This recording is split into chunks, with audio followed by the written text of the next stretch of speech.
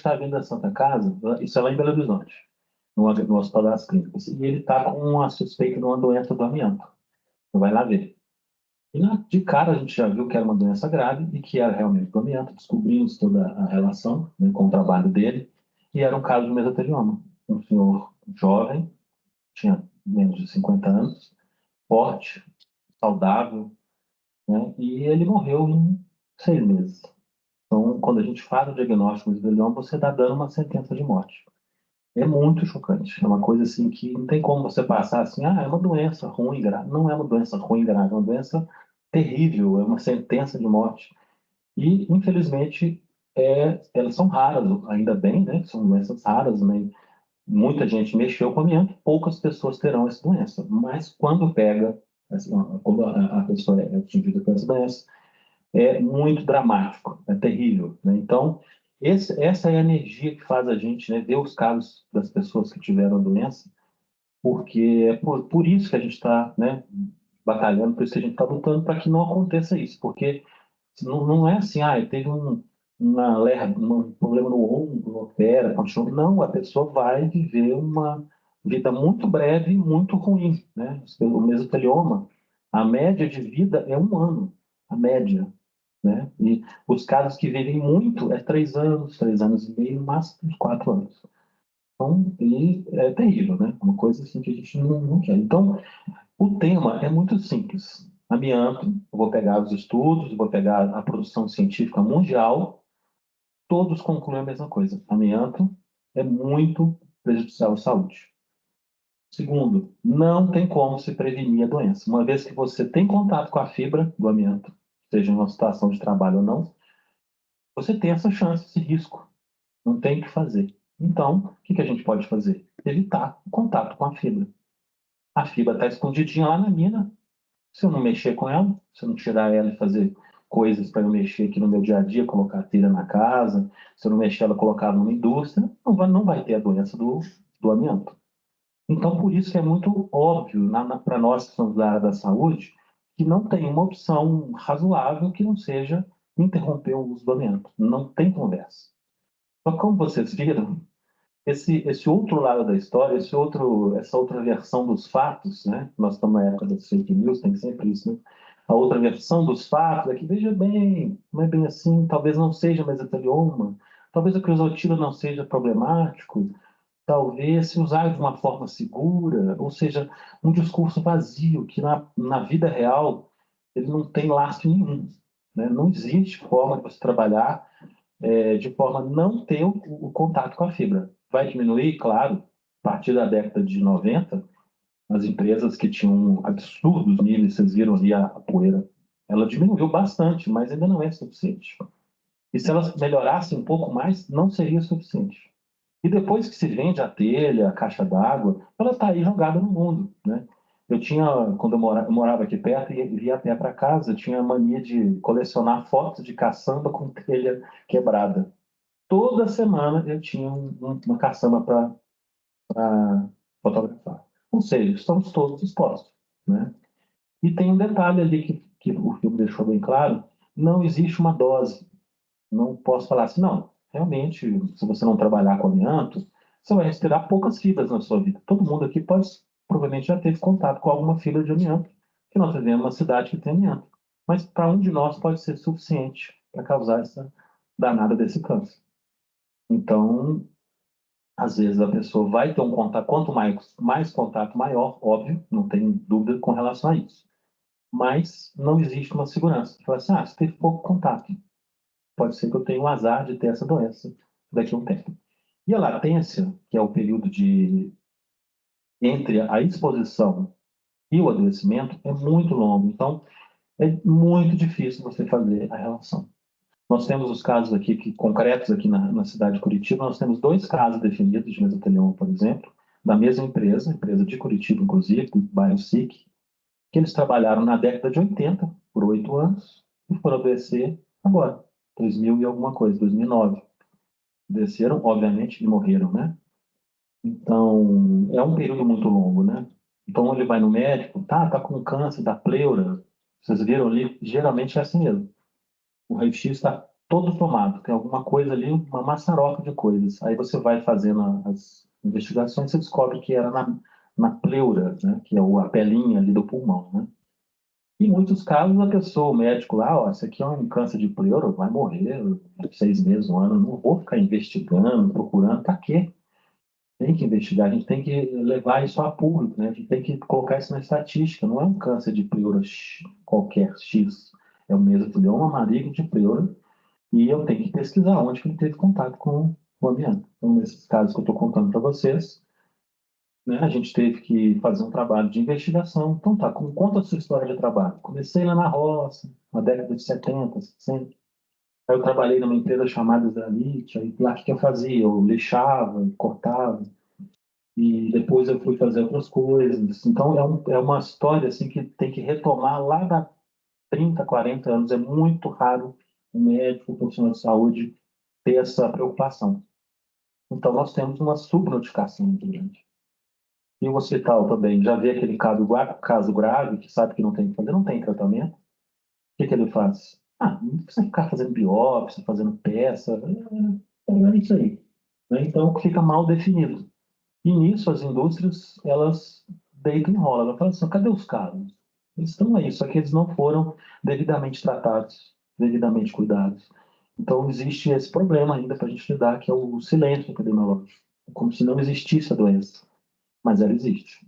Então, em todos os casos que a gente está tentando aqui, nós temos uma expectativa de mais ou menos 9.000 a 10.000 pessoas expostas nas 3 fábricas da Grande Curitiba.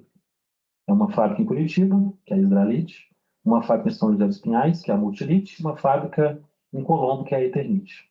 10.000 pessoas diretamente envolvidas no trabalho da fábrica, fora a gama de pessoas que estão na construção civil, por exemplo, né, que estão lidando com o produto da fábrica, né, o que foi vendido na fábrica.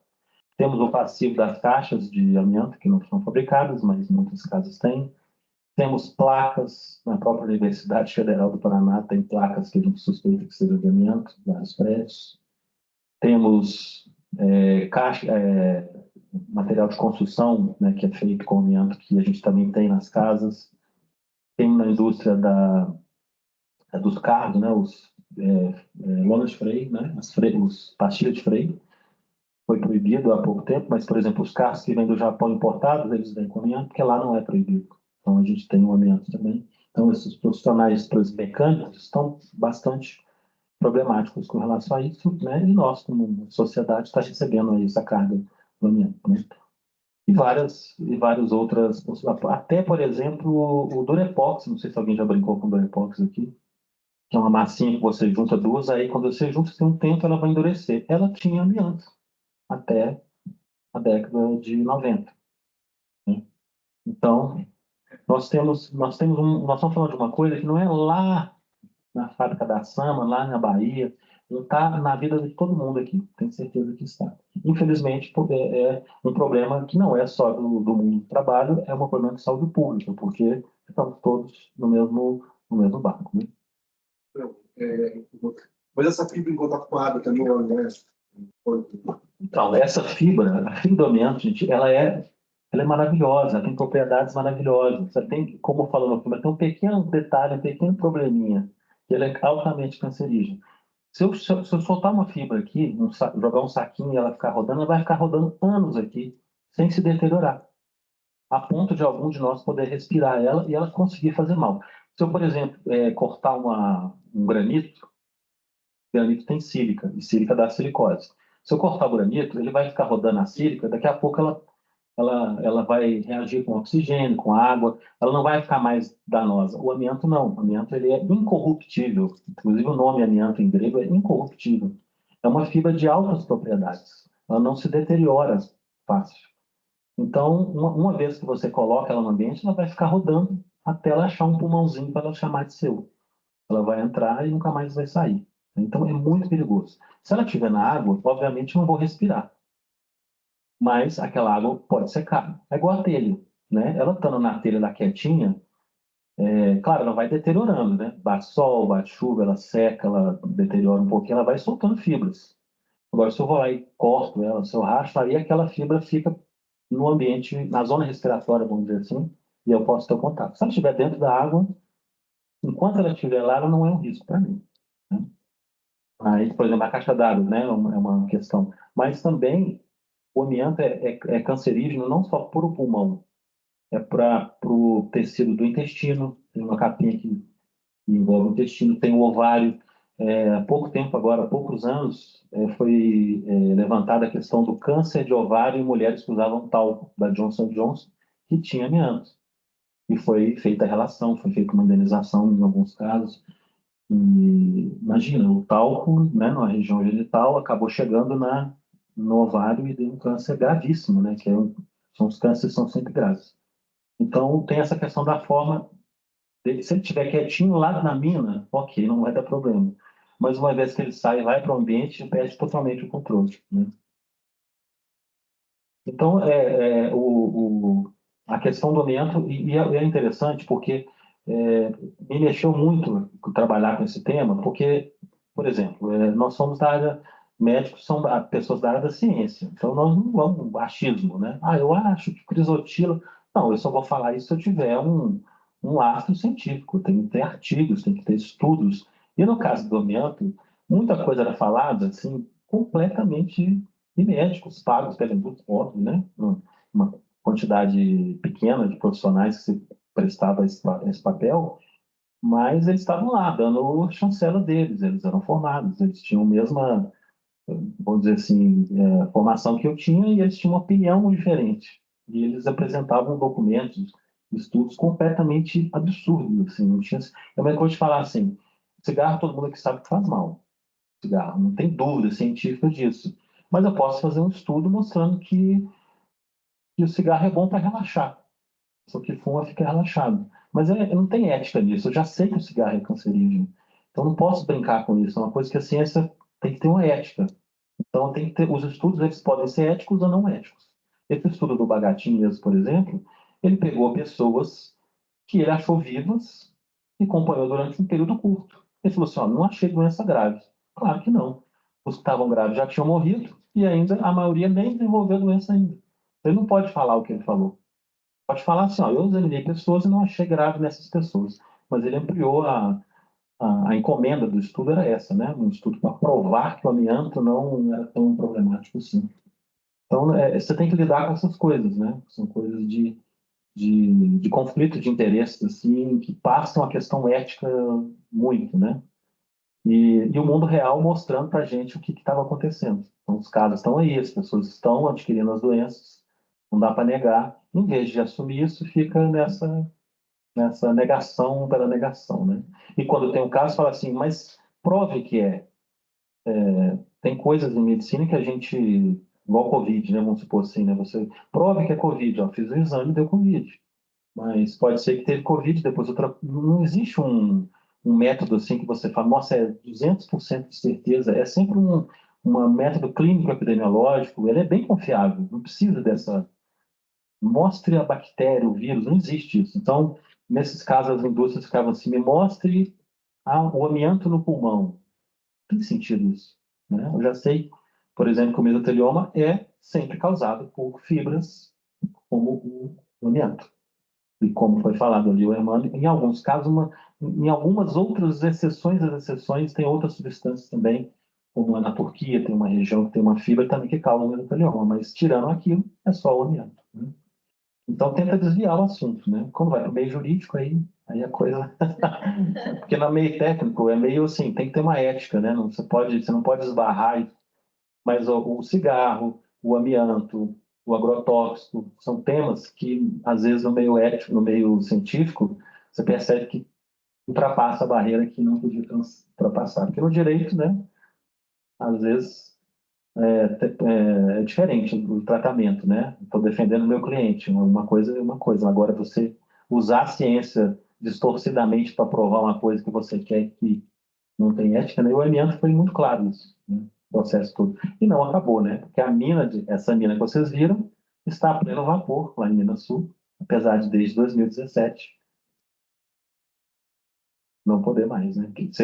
Exportando para fora. Exportando. Aí, não, eu não estou produzindo, industrializando no Brasil. Agora, os trabalhadores são brasileiros, eles transportam dentro do território brasileiro, eventualmente vocês podem colocar no acidente com caminhão de amianto que espalha tudo. Mas, enfim, tá, é absurdo, né? E está longe de resolver isso ainda, né? Como o pesquisador falou, eu fui nessa mina. Em 2005 eu fui nessa mina, infelizmente, hoje eu me arrependo, mas eu fui para a gente conhecer, né? Eu era da universidade, eu era residente. Aí eles convidaram a Universidade de Minas Gerais, Federal, para lá conhecer. Sem fazer a propaganda, o marketing dele. Eu voltei horrorizado. Eu falei, meu Deus, vocês queriam provar que era bom? Eu fiquei mais assustado, porque você via mesmo a exposição ao ambiente. Não era uma coisa assim que eu... porque como as fibras são microscópicas, né? Você tem que ter equipamentos, tá? Mas você vê a poeira. Você sabe que dentro daquela poeira está cheio de fibra. Então, foi uma coisa, assim, uma situação muito perigosa, né? Mas foi interessante ver. E a mina ainda dura, se eu não me engano, mais 50 anos.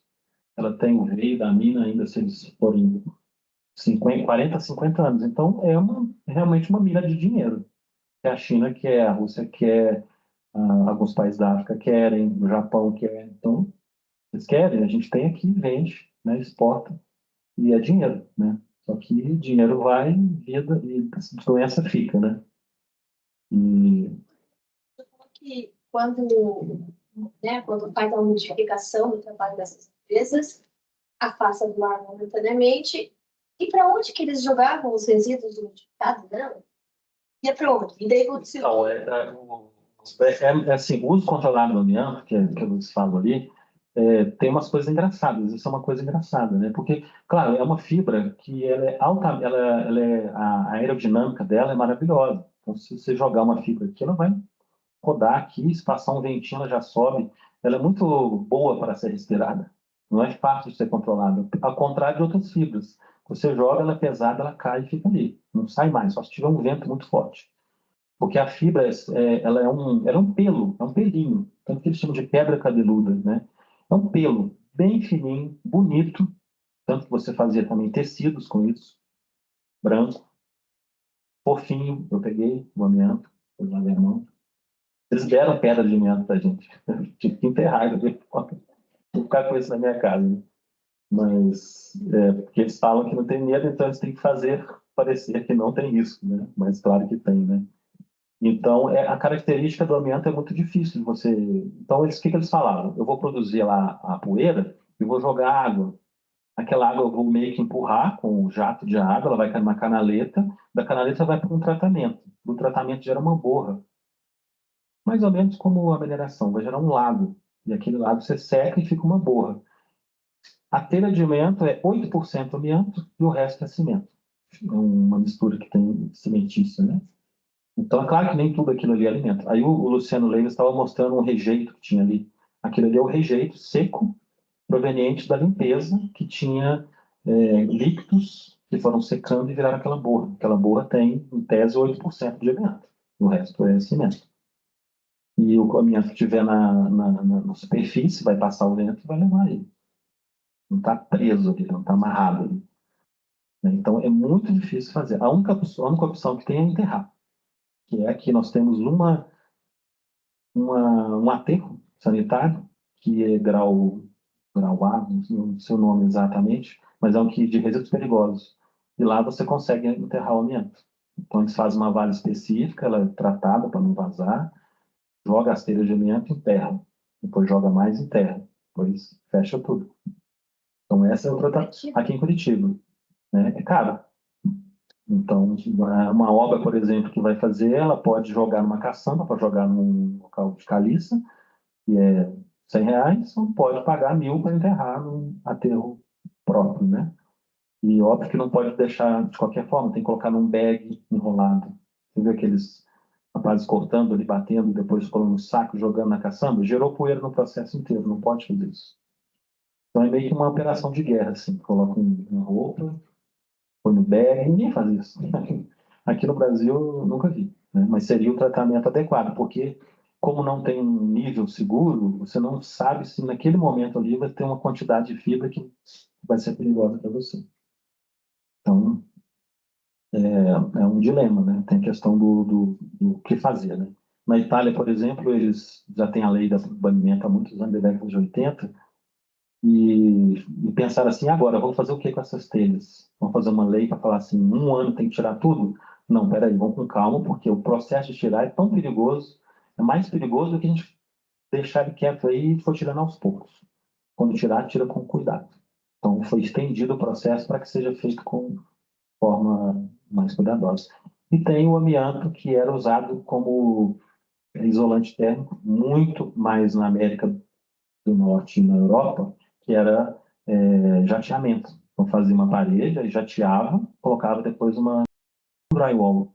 Aí ele isola o frio de fora para dentro.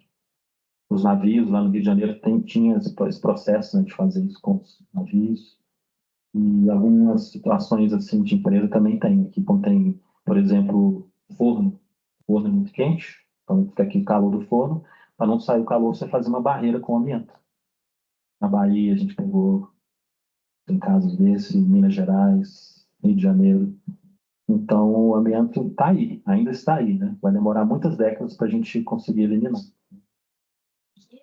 Curitiba foram essas ações contra as empresas, né? Sabe o que que deu?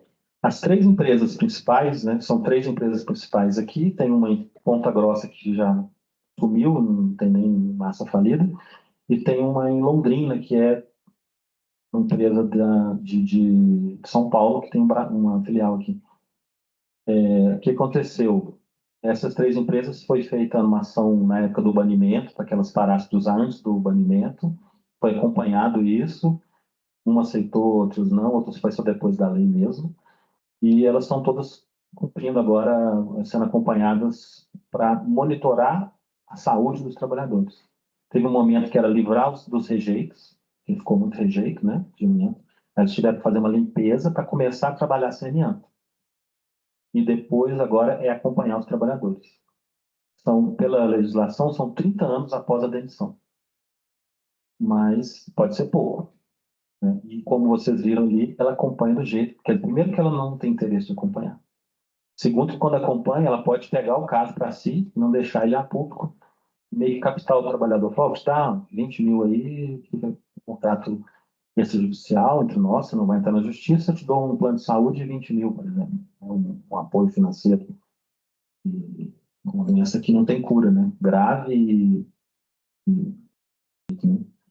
então é bem complicado. Então agora nós estamos no ponto de captar essas pessoas, entender onde elas estão, que idade que elas estão, quanto tempo elas trabalharam e propor um monitoramento de saúde para elas. Seria raio-x, tomografia, espirometria. Periódico, né? A cada 3 anos ou 2 anos, até 30, 40 anos depois da demissão. Não garante nada, só que você vai fazer um diagnóstico mais precoce, mais preciso. Mas se descobrir também não tem tratamento, infelizmente. E elas são doenças progressivas. Então, por exemplo, se eu fiquei na década de 80 trabalhando e eu parei de trabalhar, tem 20 anos que eu não mexo mais. No pulmão, o amianto está fazendo a reação até eu morrer. Não vai parar de fazer uma reação. Então, não é uma doença assim. Para o amianto, a doença estaciona, ela vai ser sempre progressiva. Então, são doenças muito graves. Porque a gente está acostumado assim, não, então para, né? No amianto não tem essa brincadeira. Uma vez que já foi feito o dano, ele vai piorar progressivamente, inexoravelmente. E não tem tratamento, né? Então, são coisas que a opção, né, a OMS não tem dúvida disso. Por isso que eu falei que uma doença é uma questão simples. Não, como tem? Amianto é o quê? Usado para isolante térmico, é um bom para troca de calor, mas tem outras substâncias que fazem o mesmo efeito, sem esse risco. Então vamos usar outras substâncias, né? Não precisamos conviver com isso porque nós temos outras alternativas. E as indústrias que pararam, todas elas pararam no Brasil, continuam fazendo as telhas. Vocês podem comprar, vai em qualquer loja de construção, você vai comprar uma telha ondulada igualzinha, com a mesma marca, não vai ter o ar de amianto. Espero que não, né? Se tivesse, vocês denunciam. Não vai ter amianto. Então, assim, prejuízo não foi para a sociedade, não teve prejuízo, os empregos estão mantidos, só que agora não temos o problema de lidar com uma substância altamente cancerígena, né? Outro ponto que eu achei muito interessante, que também é muito bom, porque também eu estou aqui dentro dessa casa. Quando a gente tem uma legislação do que é proibido e o que é permitido, a gente fica muito amarrado. Então, por exemplo, o amianto não era proibido. Então, o Ministério do Trabalho ia, verificava o que estava no acordo, o que estava na legislação, na medição da poeira. Mas aqui a gente consegue discutir coisas além do que está, né? Porque a lei ela tem grandes brechas, né? Então, por exemplo, quando começou a Covid, não tinha nada protegendo as gestantes, mas eu não tinha dúvida técnica nenhuma de que gestante não pode trabalhar. Depois veio uma lei. Então, nesse gap, enquanto a lei não acompanha, a gente tem essa possibilidade de trabalhar com o rigor da técnica, né, do melhor do conhecimento científico. E o amianto desde a década de desde 1977 tem um consenso mundial de que o amianto é cancerígeno e não tem como ser feita uma proteção a não ser o banimento. Então, de 77 até 2017, foi o tempo que nós demoramos para fazer esse movimento. Então, é muito lento, né? Mas foi assim com o cigarro também. O cigarro foram 40 anos desde que se descobriu que era altamente cancerígeno, não tinha dose segura, né, de cigarro, não dá para... Fumar 10 cigarros não dá câncer. 8, né? Não tem essa conta, né? Fumou, está em risco. E aumenta a mesma coisa. Mas demorou 40, 50 anos para que isso virasse política pública e proibições, né? Não pode... Até há pouco tempo a gente tinha gente que podia fumar em ônibus, avião, né? Mas demorou, já aquele momento já tinha, a ciência já era totalmente categórica. O cigarro é cancerígeno e não tem dose de proteção, mas demorou décadas para a gente acompanhar, né? Então é interessante, porque o Ministério Público foi muito importante nesse banimento. Se não fosse o Ministério Público do Trabalho, talvez a gente ainda estava patinando, né, com a proibição, que as empresas queriam continuar usando o máximo tempo possível. Como tem uma mina no Brasil, o material está ali, exposto, barato, fácil, né? Provavelmente, eu acho que daqui a 40 anos ele não, agora a gente topa usar outro material, né? Não tem mais tão fácil, né? Se não descobrisse outra mina, né? Então foi um processo muito duro, muito chocante, assim, você vê as pessoas adoecidas e é muito triste. E uma coisa que já poderia ter sido feita lá atrás, né? Porque desde 77 a gente tem isso na mão, né? Então, quantas vidas nós não conseguimos proteger aí, né?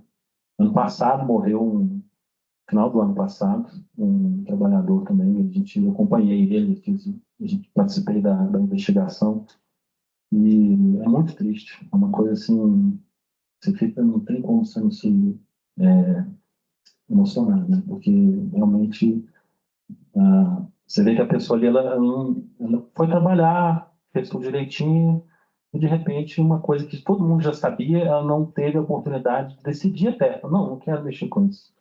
Na época falaram para ele, não, isso aqui esse crisotilo aqui não tem risco. E ele, o engenheiro falou isso, o médico falou isso, o dono da empresa falou isso, né? Todo mundo lá. Então deve ser isso mesmo, né? Não é proibido, né?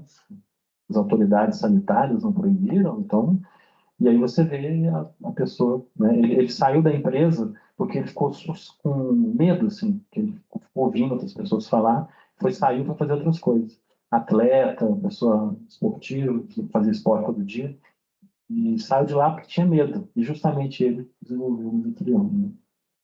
E a esposa também já está no tipo de possibilidade de doença porque lavava a roupa dele. Levava para casa e lavava, né? Então, até ela que não tinha nada a ver com isso tá na jogada, né?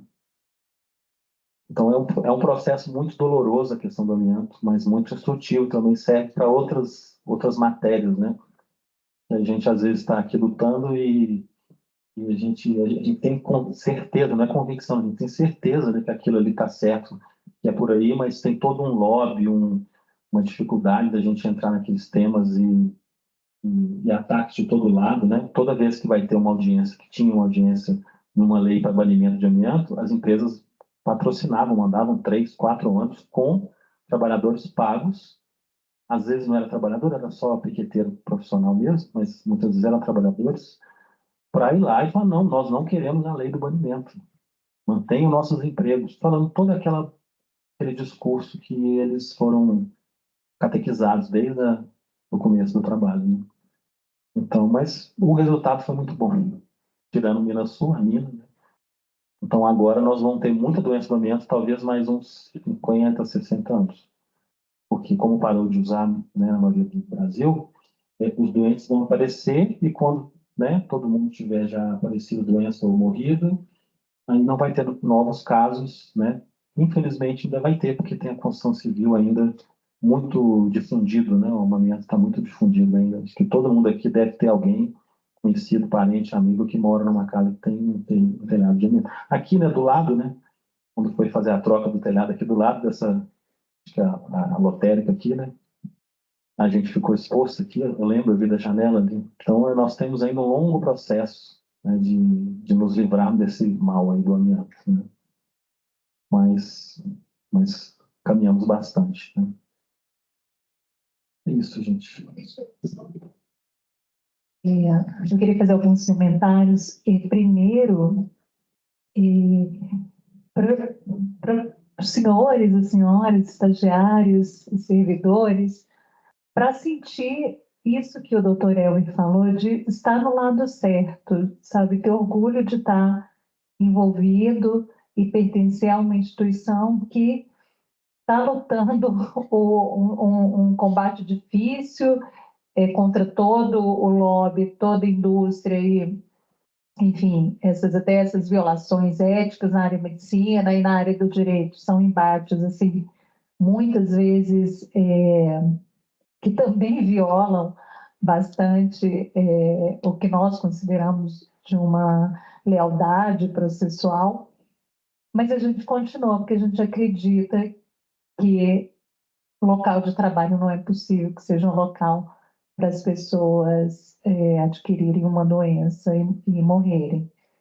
Então, eu acho que é tão importante para os senhores que estão começando nessa vida, escolheram fazer estágio aqui no Ministério Público, sentir esse pertencimento a uma instituição que está deste lado.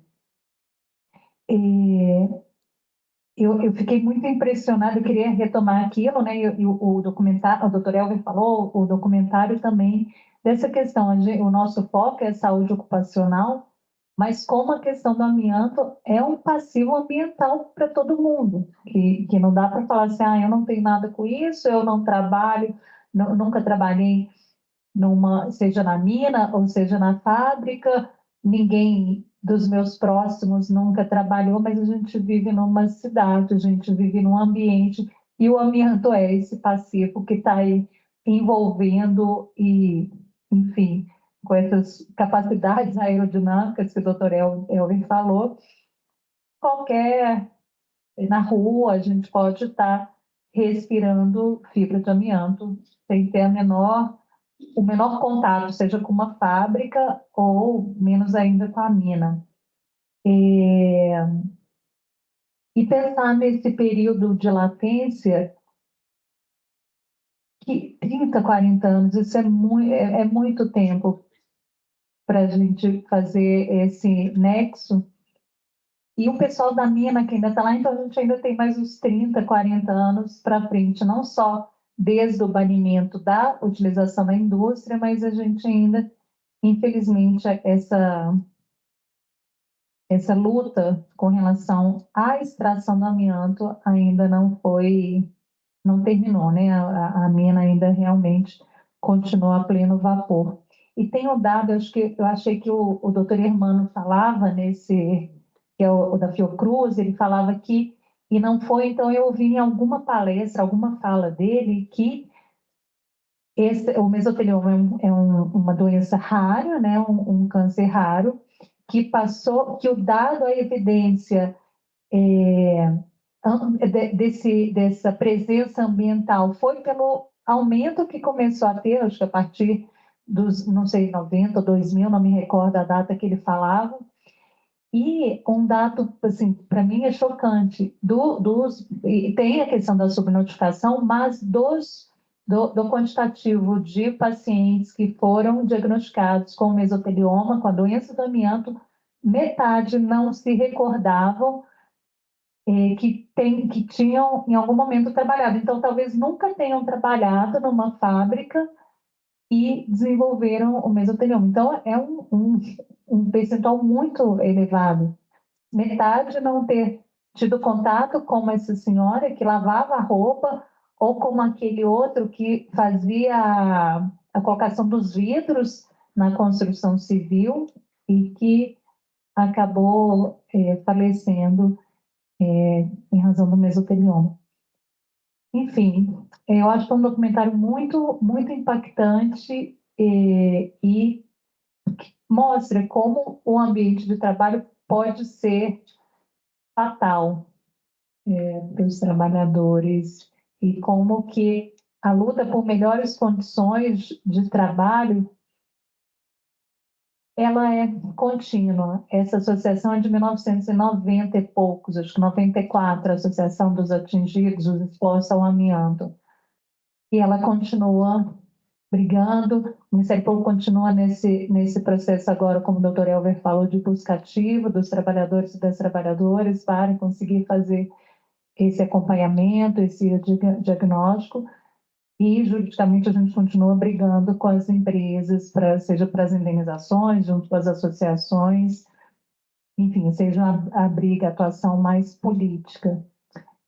Bem, acho que é isso.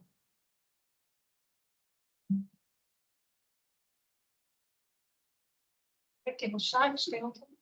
Não. Ali tem uma mensagem. No chat não, né? Não. Tá vermelho. Era só que. Ui, deixa eu perguntar se eles estavam ouvindo bem, daí eles responderam. Ah, tá. Aqui tem uma.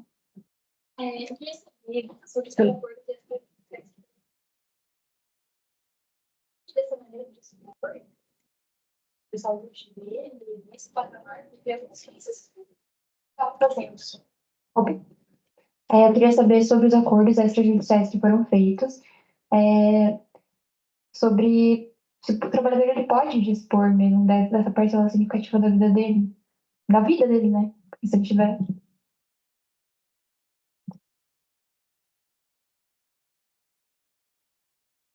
Então, esses acordos, eles foram, inclusive, vários questionados, né? O trabalhador não pode, ali ele não tinha conhecimento nenhum. Todos eles foram claros em falar que nunca souberam da gravidade do amianto a que estavam expostos. Então, assim, eles não tiveram nem direito de escolha. Não, então, se tem essa gravidade, eu não vou trabalhar.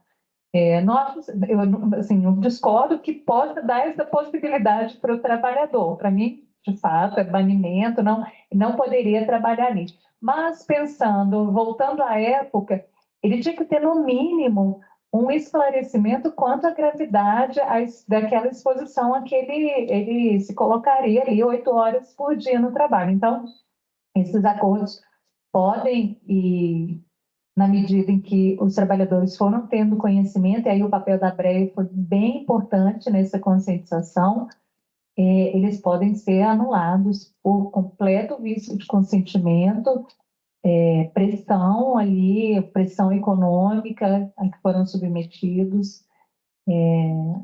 A questão é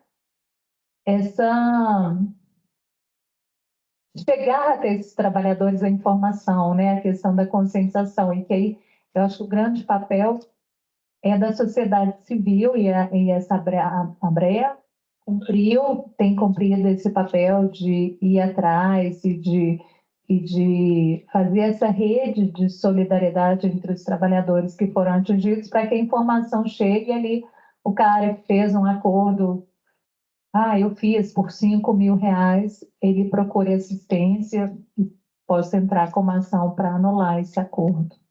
Mas não tenho a menor dúvida que juridicamente é um acordo possível de ser anulado, sim.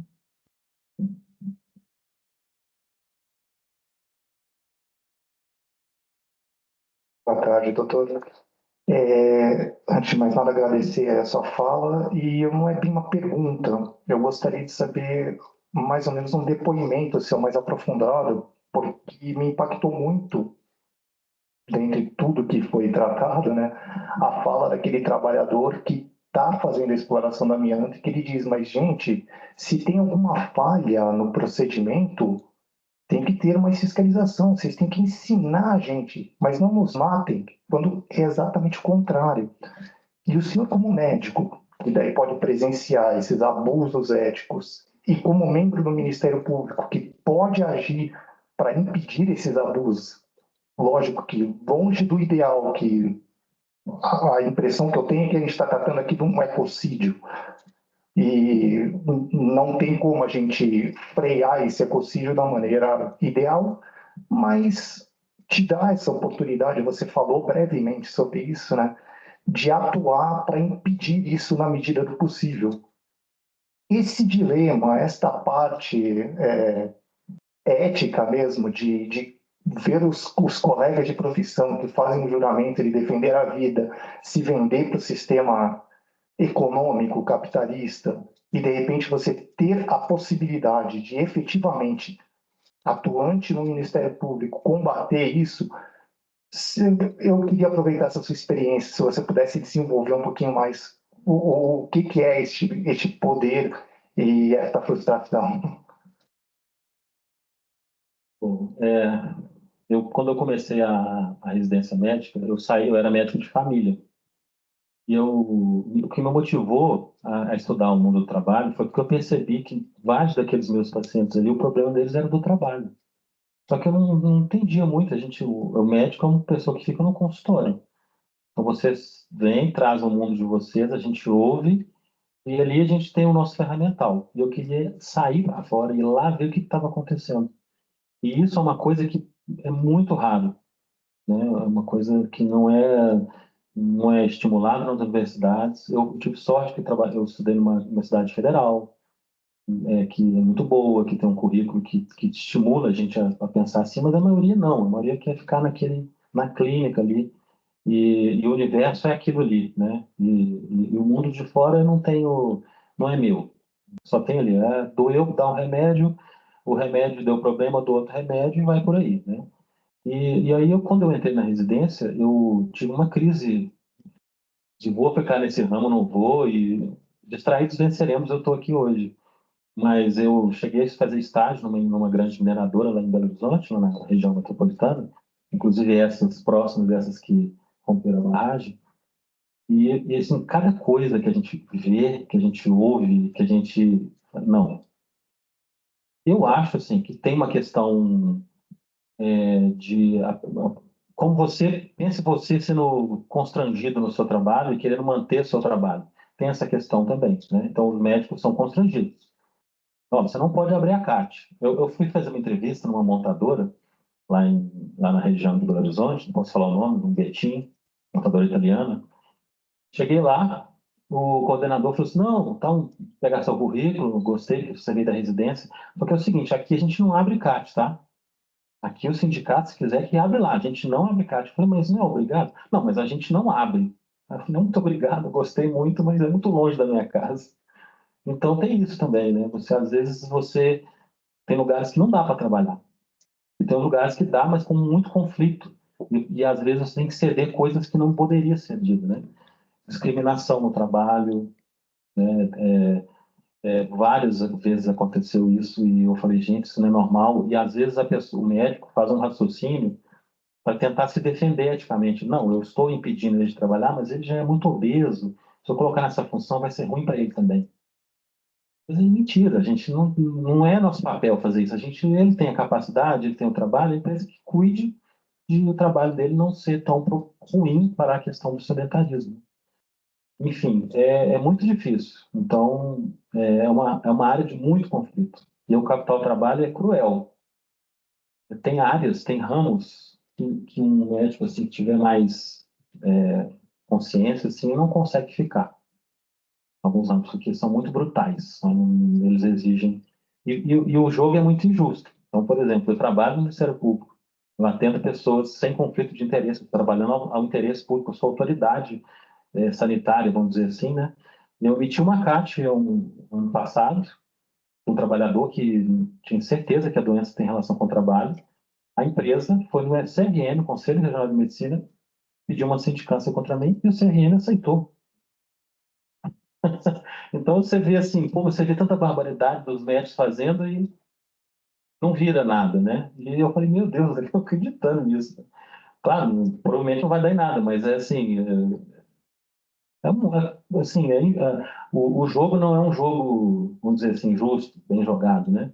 Você vê muitos abusos que nada se fala, e você viu ali, isso é verdade, é que as pessoas falam. A Minas Sul, por exemplo, para quem mora ali do lado, é uma empresa boa. Ele vê como uma empresa boa, ele olha e fala, a empresa, ela dá emprego, ela dá... Só que ela não vê o lado que ela está jogando um contaminante ambiental muito grave para todo mundo. Talvez as crianças ali tenham câncer daqui a 20 anos, que moram ali, que nunca trabalharam. Então, a gente também tem essa inocência, assim, essa visão, até às vezes por ignorar o problema propositalmente, né? Que o amianto é isso, né? Eu demorei 5 minutos para entender o que era amianto. Mas uma pessoa que está ali na fábrica, todo dia, ouve, não faz mal, não é bem assim, pode ficar tranquilo. Como é que eu vou mostrar para ela o lado real das coisas se ela já foi martelada com aquilo anos? E ela olha assim, gente, nunca vi ninguém doente no meu lado. Claro, a doença da doença é depois que é demitido, depois que aposenta.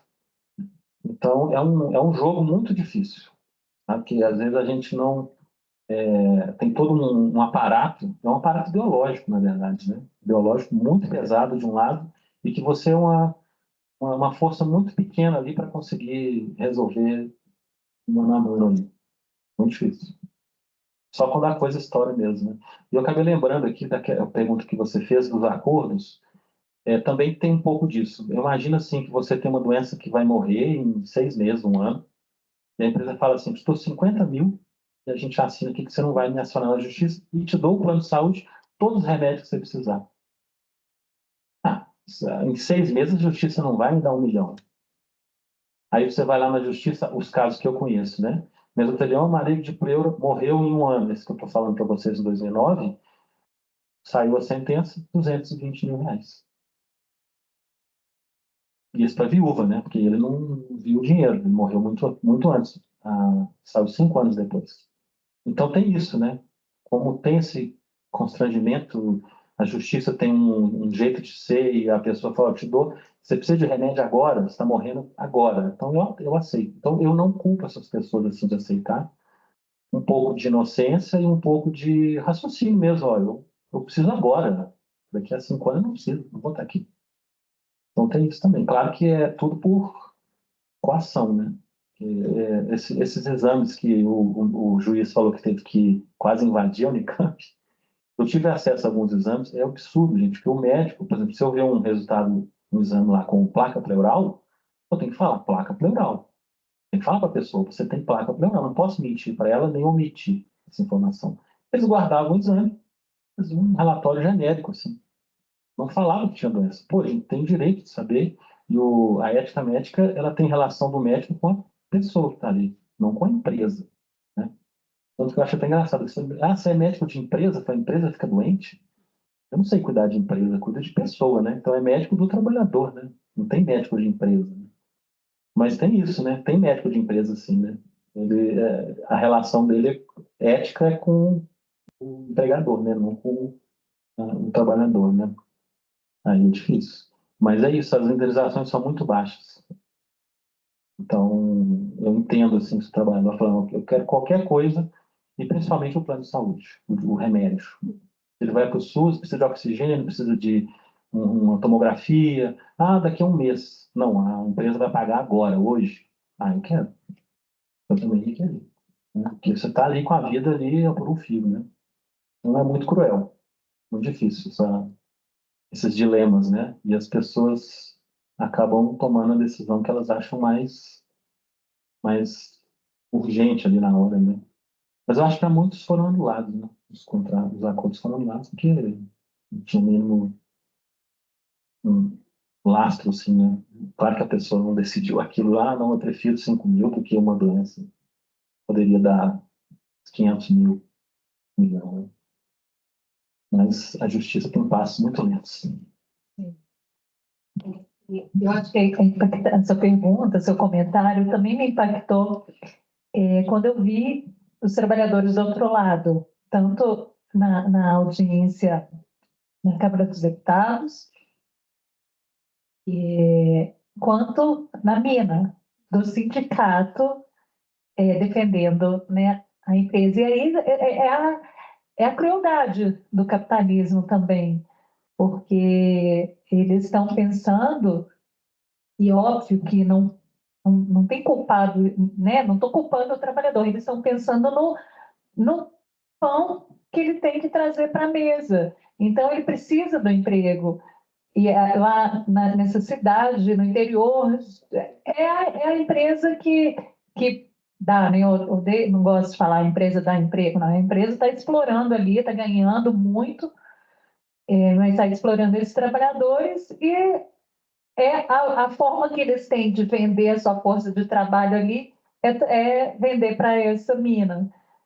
Então, mas me impacta o sindicato, o trabalhador está, né, como o sindicato, que em tese teria que desenvolver consciência de classe nos trabalhadores, ou eu entendi que era, eu não sei nem se falava se era o presidente do sindicato, ele estava defendendo a continuidade e que a empresa era muito, entre aspas, boa para os trabalhadores. Mas, enfim, é a questão do capitalismo, da ausência de outra opção, da materialidade, as necessidades materiais às vezes não, elas são mais prementes do que você pensar que daqui a 30 anos você pode desenvolver uma doença. Pô, eu preciso sobreviver agora. Então, se eu vier a desenvolver uma doença, vai na loteria, não sei se eu vou desenvolver, mas agora eu preciso sobreviver, agora eu preciso desse emprego. Então, assim, capital trabalho, a luta constante que a gente nunca pode perder a perspectiva de, né, como que a gente está falando, que país é esse país, que modo de produção que a gente vive e que, enfim, nos coloca nesses dilemas e nessas dificuldades.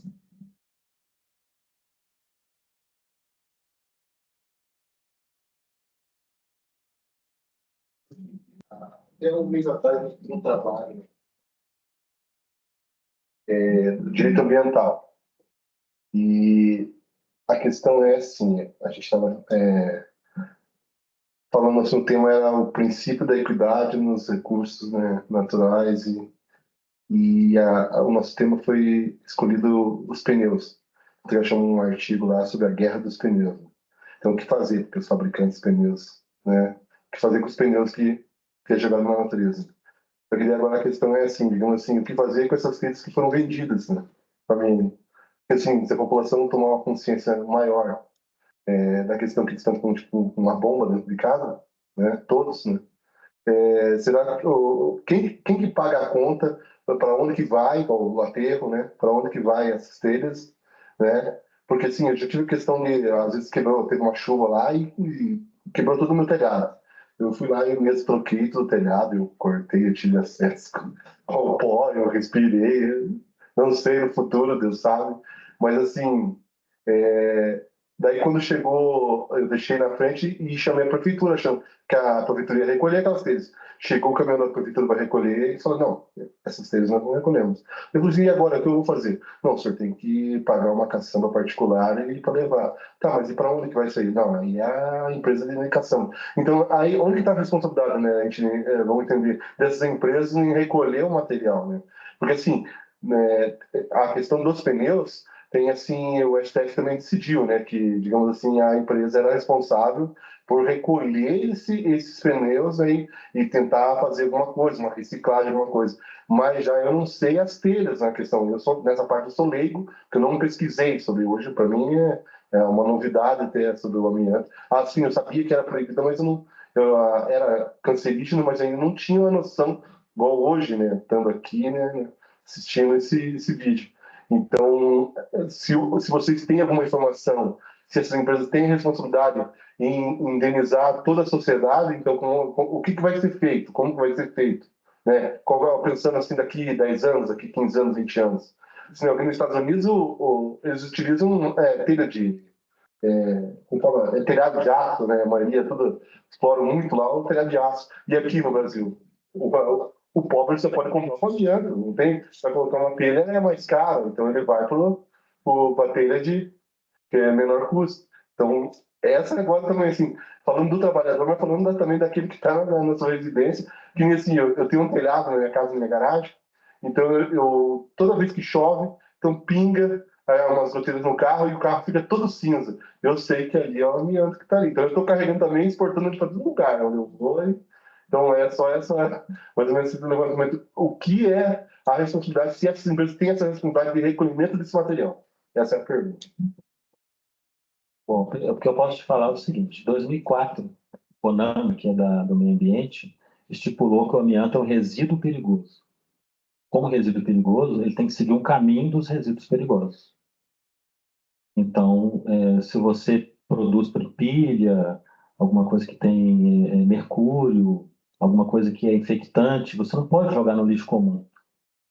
E o município, ele tem a responsabilidade sobre a coleta do lixo comum e ele pode falar que tem ou não sobre os outros. Por exemplo, Curitiba tem as coletas especiais, que algumas coisas ele topou pagar um tipo de coleta diferenciada para isso. Porque uma não é só coletar, você tem que pagar para dar o destino correto. Geralmente é o aterro classe A, o aterro de resíduos perigosos. O que tem, a gente tem visto nas ações também nos estados, é de fazer uma política das empresas se comprometerem por direito do consumidor. Você vai ter que dar um destino correto porque é um resíduo perigoso. Só que você comprou de uma empresa que te vendeu, que lucrou com isso, e que ela deveria se responsabilizar, e o Estado fala, eu também não sou responsável. Eu não coloquei o risco lá. O ambiente estava normal, veio uma empresa, colocou uma coisa de risco, agora é que se vire. Funciona para os medicamentos, não sei se você já viu isso, se tiver um medicamento você quer descartar, você chega em qualquer farmácia, é um pool de dinheiro das indústrias farmacêuticas que faz uma logística que você entrega lá e eles dão o destino, eles pagam e resolvem.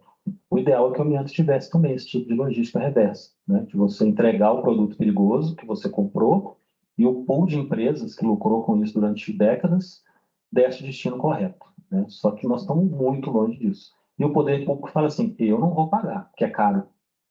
Porque senão ele paga ali 1.000 de você, não tem dinheiro nem para tirar o lixo comum, né? Vou tirar ainda os resíduos perigosos. Aí fica uma relação entre você e o de quem você comprou, né? Essa que está ficando mais ou menos que eu estou vendo que está desenhada a lógica da logística reversa. Não avança porque você teria que pegar esse pool, por exemplo, a indústria farmacêutica. Então, a indústria farmacêutica ela tem um agente lá que você fala, você vai ter que resolver isso, né? Responder por toda a cadeia da indústria. Aí eles se cotizam, não sei também, não sei como, e eles têm a logística reversa. Porque é obrigação da indústria, então as legislações foram meio que obrigando, eles se viraram e deram conta. Se a legislação ficar frouxa, óbvio que a empresa do amianto hoje não quer saber disso. Já nem usa amianto mais, mas o risco é elas que geraram. Então, o risco ambiental tem essa coisa que é interessante. Se você gerou, você é responsável por dar o destino correto. Não tem dúvida disso. No Brasil, não tem dúvida. A responsabilidade é das indústrias, né? Aqui no caso da região, Eternite, Extralite, Hidralite, Multilite. Elas tinham que se cotizar e fazer um esquema, né? Contratar um aterro sanitário, uma forma de caçamba de recolher isso adequadamente. Toda vez que tivesse, ligava, ó, diz que recolhe amianto aí, ó, preciso de recolher aqui umas telhas. Seria o correto. E o poder público fica assim, não, eu não tenho nada a ver com isso. É na responsabilidade do privado, da indústria que produziu. Esse risco eu não vou passar para a coletividade, né? Então está desse jeito, em Broadway está desse jeito. No final das contas, o que acontece? Você joga numa caçamba comum e a pessoa joga no lixo comum, na caliça comum. Então vai ficar o resíduo de construção civil todo contaminado com amianto. Você não sabe no futuro o que vai virar aquilo, né? Se alguém vai mexer com aquilo, se aquilo vai ficar exposto, aberto, né? Porque tem que ser, não pode deixar o ar livre, assim, porque vai deteriorando e soltando fibras. Né? Então, estamos longe de uma solução, mas é a logística reversa. E tem algumas leis e projetos de lei, não concordo integralmente, até acho que a Fernanda Janais fala isso no documentário, que assim, a gente sabe que o banimento, que o amianto causa danos à saúde, etc. Eu não sei se ela fala no documentário também, é de alguma outra conversa que eu já tive com ela. Na hora que vem uma lei, dá um respaldo maior. Então, tem projetos de lei sobre o descarte do amianto. E eu acho que tem uma lei em Florianópolis, se não me engano, uma lei municipal falando do descarte do amianto. Não obstante, não precisa da lei, o entendimento é que a empresa que produz, ela é responsável por toda a cadeia produtiva, então ela tem que dar um descarte, já que é um resíduo, né, que não é comum, que seria, né, do município, ela tem que dar o descarte adequado. Compreendo, mas acredito que, em havendo uma lei, facilita uma exigibilidade maior, e eu confesso que eu não sei em que pé que está isso com relação às três, falando aqui, né, na região metropolitana de Curitiba, das empresas aqui de amianto. Eu não sei se elas estão sendo, confesso que eu não sei, é até uma questão a se pesquisar, se elas estão sendo acionadas para fazer esse descarte corretamente, né? Até porque tem um custo e concordo integralmente, esse custo não é para ser socializado por todos nós. Ela que obteve todos os lucros, ela que gerou os danos, os passivos, tanto os ocupacionais quanto ambientais, ela tem que dar conta desse custo do descarte. Bem difícil essa questão, né? Enquanto eu acho que não tiver uma organização maior, porque não é a Hydralit, a Eternit, é um pool, né, de empresas. Você teria que provar que você comprou da Eternit, cobrar diretamente dela, não funciona, né? Tem que ser algo mais igual a da indústria do farmacêutico. Você entrega em qualquer lugar, alguém vai dar conta daquilo, não é minha obrigação ficar pesquisando, né? Então, mas o poder público foi lá e fez toda uma exigência e acabou funcionando. O momento é mais difícil, bem mais difícil. E todo dia tem exemplos.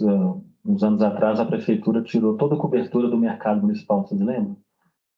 Era tudo amianto, dessa grossura, uns amiantos antigos, que nem faz mais. Não sei para onde que foi. Eu acho que para descartar aquilo é mais caro do que para fazer o teto novo, que era muito amianto, muito, muito volumoso, pesado. E aí, você sabe, aonde foi aquele amianto? Quem pagou para tirar aquilo? Não sei. Tem um material que não é reciclado. Não, não pode, nenhuma pode reciclar. Hoje não pode mais manipular aquilo, né? Só pode pegar aquilo de uma forma correta e colocar no aterro sanitário classe A, que é um aterro de produtos perigosos. Não pode reutilizar. Mas você viu ali, eu já vi várias pessoas quebrando, chama caqueira, né? Você faz uma caqueira e colocando para fazer um piso, contrapiso, que é material, né? Então você joga lá e depois joga um cimento em cima.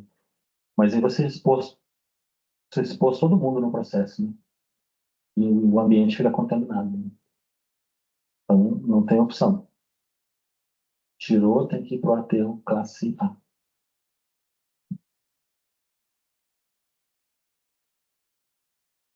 Falando com TCC. É um tema ótimo. Talvez o Ministério Público Estadual tenha alguma coisa, alguma informação que a gente não tenha, que atue mais nessa questão do meio ambiente natural, né, dos aterros. Mas eu também fiquei curiosa para saber se as empresas estão tendo alguma atitude ou estão sendo compelidas em alguma, seja qual ramo do judiciário, elas estão sendo compelidas a fazer esse descarte. Na verdade, ela teria que fazer tanta coisa, ela teria que fazer a buscativa dos trabalhadores, teria que fazer esse acompanhamento da plano de saúde, etc. E ainda, assim, não estou falando que ela não deve fazer, não, mas é bastante coisa que ela teria que fazer também, ir atrás e se responsabilizar por esse descarte. Ó, eu estou aprendendo esse ano ainda direito ambiental. Estou começando, bem leigo. Mas na questão do licenciamento, Eu acredito que o licenciamento deveria ser revisto, esse licenciamento, né? Porque, assim, o que eu estou aprendendo é assim, precisou da primeira a etapa prévia, depois foi seguindo os outros para poder até a empresa conseguir o licenciamento para explorar aquele material, né? Mas, assim, agora não chegou o momento de rever pelo número de mortes que está acontecendo e esse histórico que prejudica a todos, né, a saúde da pessoa. Não é a hora de se ver esse licenciamento, não chega o momento de... Porque, assim, aqui nós estamos falando do Ministério Público do Trabalho e a sua competência, né, na questão da saúde do trabalho. Mas e a questão, assim, digamos assim, do direito ambiental junto, funcionando nas duas etapas que junto aqui? Seria uma possibilidade de ter isso aqui ou não? Existia? Para as empresas, elas já não estão mais utilizando, né? Já houve o banimento do amianto. Então, assim, elas tiveram o IRI, o licenciamento lá atrás, produziram, geraram todo esse passivo. Então, eu fico pensando, O que ainda está ativo utilizando o amianto seria lá na mina, né? E não sei se revoga um licenciamento ambiental de há quanto tempo que essa mina está em atividade? 30 anos, eu não lembro a data. Porque aqui as empresas, né, elas não estão produzindo mais com amianto. Então, ela tem um passivo ocupacional e ambiental que ela tem que lidar. Mas eu não vejo motivo para revogar o licenciamento ambiental para ela ativa hoje, produzindo telhas sem amianto. As empresas... Agora, o único que nós temos é, de fato, a mina do interior de Goiás. Aí eu não sei se esse licenciamento ambiental... se o caminho seria pela revogação do licenciamento ambiental. Vou dar um outro exemplo. Quando eu estava trabalhando era a questão do urânio. Eles iam começar uma mineração lá em Santa Quitéria, em Fortaleza, a Indústrias Nucleares do Brasil, a INP. Era um consórcio, uma empresa ia produzir, ia extrair fosfato e a INB ia extrair urânio. Estava na fase, a mina não estava, a mina foi, tem essa mina, tal, eles estavam na fase, eles não tinham começado a explorar, estavam na fase de licenciamento ambiental, e aí o Ministério o MPF, junto com o MPT e o Ministério Público Estadual, atuou lá para eles não conseguirem, indicando todos os riscos para eles não conseguirem o licenciamento ambiental. Mas essa mina de Santa Quitéria ia começar a lavra dela ainda. Agora, essa do interior de Goiás, já está. Eu confesso que eu não sei se há possibilidade de revogação de licenciamento, mas eu não sei se isso está sendo aventado ou se seria o melhor caminho para enfrentar essa questão da exploração do amianto lá. Não sei. Porque o licenciamento ambiental ele é deferido ou indeferido por razões ambientais, e não de saúde pública, ocupacionais, etc. Pelos possíveis impactos ambientais. Confesso que não sei se seria possível revogar o licenciamento. Não sei se existe essa figura de revogação de licenciamento ambiental, e não sei se esses danos à saúde pública do amianto seriam condicionantes para revogar o licenciamento ambiental. Pensando aqui, Brumadinho, todas as tragédias, assim, eu acho que assim, são questões ambientais que podem impedir ou não o licenciamento, e não as questões de saúde pública. Você me corrige, você estuda lá, termina o seu... e me fale se eu estou correta ou não. Se essas questões de... que a gente está falando são impactos sociais. Qual a afetação que elas têm para o licenciamento ambiental? Eu acho que não tem muito. Acho que eles olham só para a questão do impacto ambiental. Uma última dúvida. Em 2017 foi banido o amianto no Brasil. O grupo de trabalho do Ministério Público do Trabalho para a erradicação do amianto encerrou-se ou ainda existe?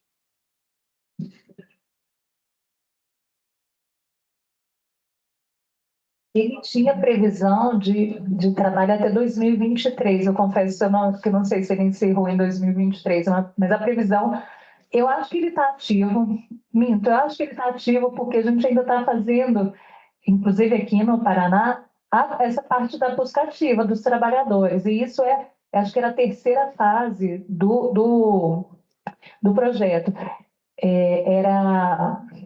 Tinham 3 fases, eu não estou me lembrando. Eu sei que uma delas era fazer esse acompanhamento dos trabalhadores, essa busca ativa, fazer exames, etc. Então, seguramente o grupo de trabalho ainda está ativo. Mas ele tinha previsão de término, eu lembro disso, 2023 ele era para terminar, mas ainda estamos fazendo, a gente tem um projeto aqui na BRT9, de busca ativa, em convênio com a Universidade Positivo. Então, isso ainda está ocorrendo. Ano passado, eu fui na Bahia, não é mais o grupo, o grupo que era antes, era o coordenador da Codemate, o vice, né? A Márcia Camei e o Luciano, mas eles ficaram como referências técnicas. Então, as procuradoras lá tiveram ações lá, a gente foi lá ajudar. Eu fui na parte técnica e eles na parte jurídica, porque lidaram com o problema em outras situações e trabalharam, então, fica como uma inteligência, assim, né? Não pode ser perdido. Aí é bem interessante, porque ajuda muito, porque é um tema simples, de certa forma simples, mas a história da luta é complexa. Então, se você não entende muito bem os meandros aí, as mentiras, aonde, você perde muito tempo, né? Tematicamente, se acabou em 2017, tem que ter 30 anos de acompanhamento, a gente, teoricamente, deveria acompanhar os trabalhadores até 2047, pelo menos. Pelo menos. Pelo menos. E depois lidar com a eliminação completa do amianto, que vai demorar mais muitas décadas. Aí, né? Os ambientes que a gente vive, né? Chama desamiantação, né? Desamiantização. É um processo longo. Na verdade, essa busca ativa, o Ministério Público faz, mas a responsabilidade seria das empresas, né? Esse acompanhamento, desde quem tinha que fazer essa busca ativa, fornecer todo o acompanhamento de plano de saúde e acompanhar aquele trabalhador pós encerramento do contrato é da empresa. Mas, Vai fazer.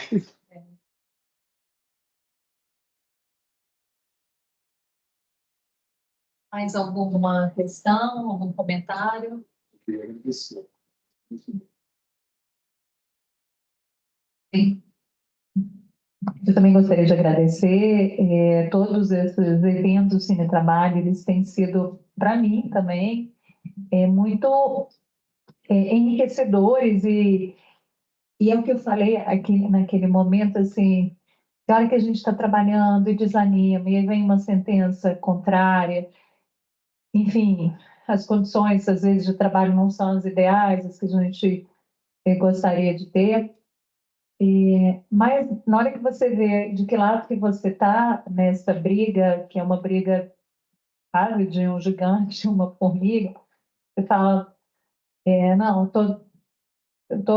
eu até assim, uma hora quem que era que falava assim, eu durmo com a consciência tranquila porque a gente trabalha com a minha em condições seguras. Eu até falei com a Cristiane, falei, como que pode dormir com a consciência tranquila, assim? Porque uma pessoa com, né, com conhecimento técnico, ele estava defendendo piamente, não é um trabalhador, não é alguém um leigo que não teve opção, ele uma pessoa formada, por opção ele está ali, ele aceitou estar defendendo o outro lado e usou isso, assim, não, eu tenho consciência tranquila que a utilização do amianto não causa prejuízos, né, no nível seguro, etc.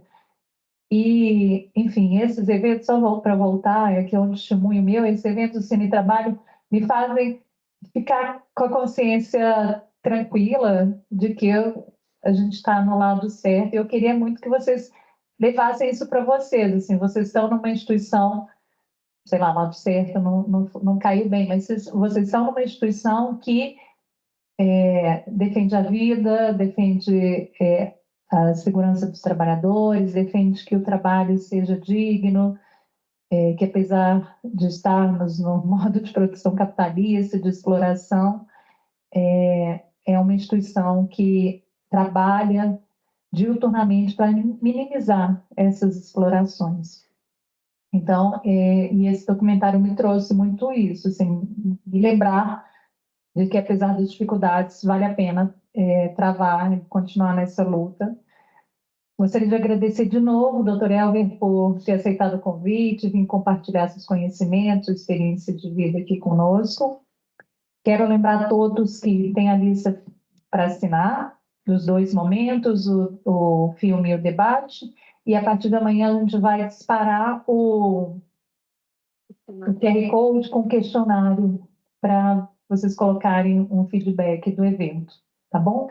Muito obrigada a todos e a todas e esperamos nos encontrar no mês que vem. Obrigada.